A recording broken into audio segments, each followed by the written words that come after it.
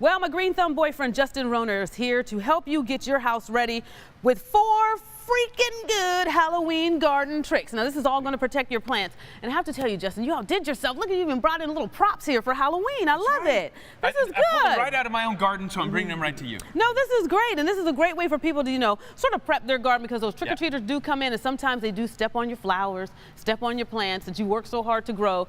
But you got some tricks and tips to help them so they don't have to worry about messing up anything. That's right. And we always like repurposing things after Halloween. Yeah. I mean, Halloween's not just for the kids, it's also to really help grow the garden. I mean, there's some cool things you can do with it. So number one is this freaky cool garden fencing. So this garden fence actually doubles as a trellis for the rest of my winter. Nice. And so I can put it down on its side. It's basically just about 3 foot tall when it's on its side. But then as I prop it up, stick it in the ground, it can grow my beans, my peas, all the things that I want to be vining through my winter time. Nice. Nice black color, just spray painted black. It looks like a really cool fence, and it doubles as that garden trellis. Yeah, but it also sets the tone for Halloween as well. People approaching your house, it looks a little creepy at night. Looks a little creepy. Yeah. Anchoring the corners is very important to keep people from walking across your garden beds, because they're not going to really see all the cool stuff you grew unless you make it more visible. And that's a lot about what one of the other ones, number 3, I'm just going to jump to number 3. Jump to 3, because it's all about the beauty of these. It's about the beauty of the plants. Making sure you got good contrasting colors. So you see we got a lot of whites. This is actually a bicolor sage that we've got here. So it's got that white tips. We got the nice dianthus. These are all edible. So throwing things that have good contrast in the garden really makes it pop at night. So you're looking for that pop in your garden. So the tiger stripe pumpkins, we got the different colors of gourds. Yeah, these are all great things to throw into your garden. And remember, these things all have seeds. Yes, and you can reuse them. Reuse that. So make sure that you're cutting these things open at the end of the season. Use those seeds up.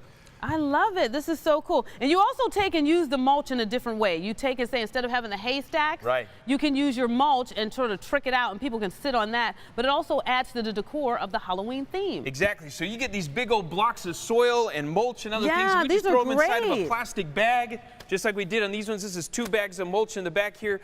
You just hit the 2 bags of mulch, you put them inside of a plastic bag, and now you got a nice solid seat that you can sit on, as well as something that you can reuse later. So instead of those hay bales with all the nasty chemicals in them to keep them from flaming up, you can do something just like this, stack them up, do them how you do with adding that nice texture and that nice elevations in front of your yard, blocking off some of the areas that you want to protect, channeling people, just like we did here. We channeled everybody to us. Yeah, because you're telling them, this is where I want you to walk. Yeah, this is where we want them to come, add the contrasting colors on top of those blocks. That really makes it, they know exactly where to go. They know where to get their candy. It stands out. And speaking of the candy, kids are usually trying to eat some of the candy as they're trick-or-treating, and some may be throwing stuff here and there. That's right. So what you can do is you can deck out your trash can, and you called it the dead candy coffin. Yep. You got your candy coffin. Make sure they know where the candy coffin is. Give them that trash can. If you give them a place to put it, it's not going to end up in your garden. This is so cool. Simple, easy tips. Remember, Justin is the founder of Agriscaping Technologies. You want more information, go to agriscaping.com. You also have the new website,